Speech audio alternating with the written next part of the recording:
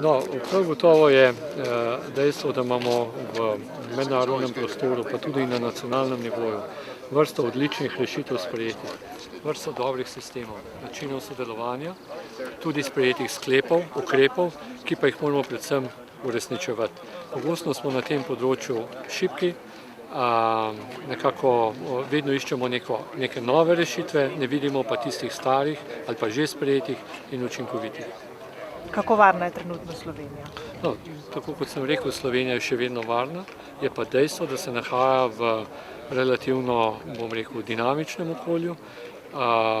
Vse okoli nas se dogajajo različne ali pa odvijajo različne varnostno zanimive aktivnosti in seveda iz tega zornega kota tudi ta relativna varnost nas ne sme uspavati, pač pa moramo zelo aktivni biti, predvsem na tej preventivi, v procesih zaznavanja potencialnih nevarnosti in groženj in seveda na ta način se bomo lahko tudi pravočasno pripravili na morebitne, bom rekel, neposredno ogrožanje naše nacionalne varnosti.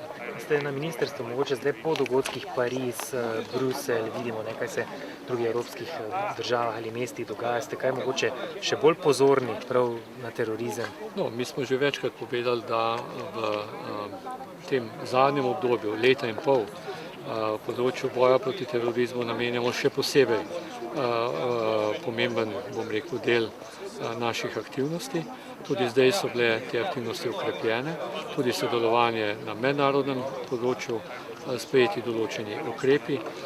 Kot veste, je tudi v okviru sekretariata Sveta za nacionalno varnost smo sprejeli predlog nove lestvice, bi rekel, oziroma lestvice ocenjevanja stopnje ogroženosti Slovenije z vidika terorizma. Sedaj pripravljamo tudi ukrepe za enotno odzivanje vseh ključnih subjektov nacionalne varnosti, tako da lahko rečem, da smo zelo aktivni. Hvala. Prosim.